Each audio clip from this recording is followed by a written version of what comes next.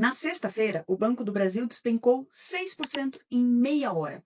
E normalmente quando acontece esse tipo de queda acentuada, ou mesmo de subida muito exagerada, em um único período do dia, e aqui eu estou falando de 3, 4%, por exemplo, em um papel resiliente com fundamentos, é geralmente por dois motivos. Ou é informação privilegiada, ou é sinal de que está todo mundo prestando muita atenção em qualquer resultado ou notícia envolvendo essa empresa. E agora aqui que você precisa me acompanhar se você quiser entender o que está acontecendo com as ações do Banco do Brasil e se você quiser ficar tranquilo ao manter os papéis ou comprar mais, ou ainda se você preferir, depois de tudo que eu vou te contar aqui, sair antes que tudo piore. Vamos por partes?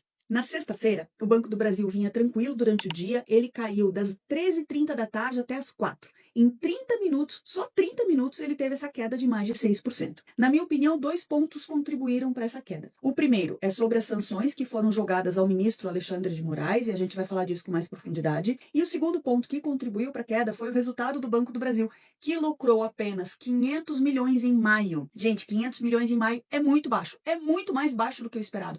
Para você ter uma ideia, em abril, o banco lucrou 1,7 bilhão. E ainda tem mais. Além de cair 70% em relação a abril, o lucro caiu absurdamente em relação a maio do ano passado, ano contra ano, que foi de 3,4 bi. Sem sombra de dúvida, isso aqui fez o banco cair. Eu confesso que eu olho hoje para o gráfico do Banco do Brasil e lembro do Bradesco, que sofreu por mais de 2 anos e só agora começou a se recuperar. E eu lembro também de como estava o próprio Banco do Brasil lá na época da Dilma, em 2015, 2016. A gente lembra nessas horas que a Bolsa de Valores, ela não repete o passado, mas que ele rima, né? E sempre que um papel chacoalha dessa forma abrupta assim, a CVM pede esclarecimentos à empresa. Por que você caiu tanto? Justifica para o mercado. Então, em seguida, o Banco do Brasil lançou um comunicado ao mercado em resposta ao pedido de esclarecimentos. E aí, olha só o que o Banco do Brasil falou, como ele respondeu a esse pedido. Nos primeiros parágrafos, a gente já vê que o banco deixa claro que não foi informação privilegiada. Está tudo disponível nos portais, todo o resultado, vê quem quer. Os links estão aqui. E o comunicado de mercado termina com um ponto que mais me chamou a atenção, que é que o Banco do Brasil reforça que entre 30/7 e 14/8 estará em período de silêncio.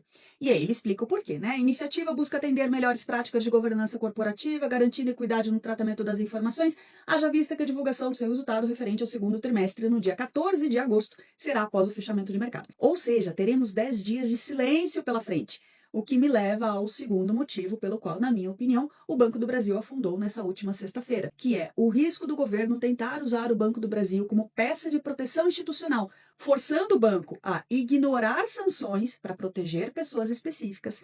E nesse caso, o banco pode sofrer sanções secundárias dos Estados Unidos. Ou seja, até agora a vida do acionista do Banco do Brasil não estava fácil porque a preocupação era com a performance. Agora o medo virou institucional.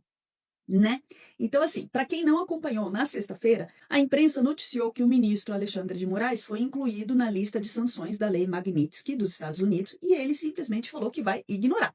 Eu não vou entrar aqui em detalhes sobre a lei, está cheio de conteúdo sobre isso na internet, mas para simplificar aqui, se o governo tentar usar o Banco do Brasil como peça de proteção institucional, forçando o banco a ignorar essas sanções para proteger pessoas em específico, o banco pode sofrer sanções secundárias dos Estados Unidos, e aqui a gente está falando de congelamento de ativos, exclusão do sistema SWIFT, impossibilidade de operar em dólar. É gravíssimo. E aí, na sexta-feira mesmo, o investidor estrangeiro entendeu a mensagem e tirou o dinheiro. Quem mais vendeu na sexta não foram as corretoras brasileiras, foi o JP Morgan.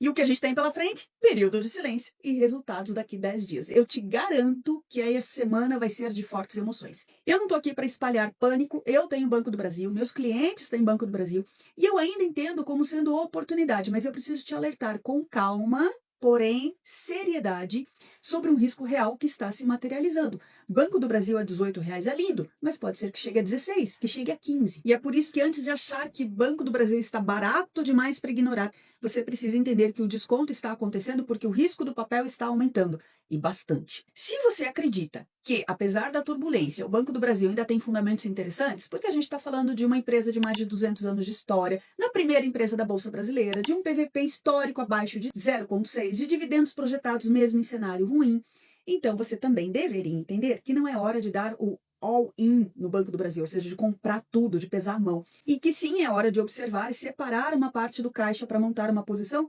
gradual, se você acredita que a empresa segue sólida.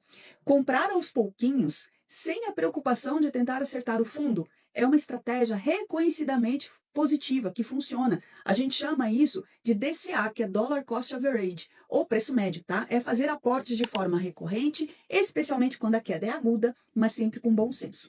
Vamos lembrar que o Banco do Brasil é, de longe, o mais volátil dos bancões. Naturalmente, ele já movimenta o seu preço de forma mais brusca, e essa volatilidade tende a piorar, dado que ele está bem no centro de um embate político delicado. Quem compra agora, compra com risco, e esse risco pode ser muito bem recompensado lá na frente. Daqui quanto tempo? Não sei. E para isso acontecer, tem que comprar empresa boa e comprar com método. Então, se você me ouviu até aqui, fica o recado. Seja estratégico. Nada funciona melhor do que comprar aos poucos. E por fim, investir na Bolsa de Valores é investir em renda variável. Tem investidor que só agora está entendendo o calorzinho que o mercado causa em alguns momentos. E se esse cenário com o Banco do Brasil te tira o sono, eu recomendo que você reveja a sua estratégia como investidor, porque pode ser que a Bolsa de Valores não seja o melhor lugar para você alocar o seu dinheiro. E tá tudo bem. Opção para investir é o que não falta. Se você tem dúvidas ou ficou com vontade de falar diretamente comigo sobre a sua carteira, me chama no direct ou manda um e-mail para contato@carolstand.com.br que eu te conto mais sobre a consultoria independente de investimentos. Combinado? E se você gostou do conteúdo, deixa seu like, que só assim eu consigo saber se eu te ajudei sobre esse tema delicado envolvendo o Banco do Brasil. Certo? Um abraço e te vejo no próximo vídeo. Até mais.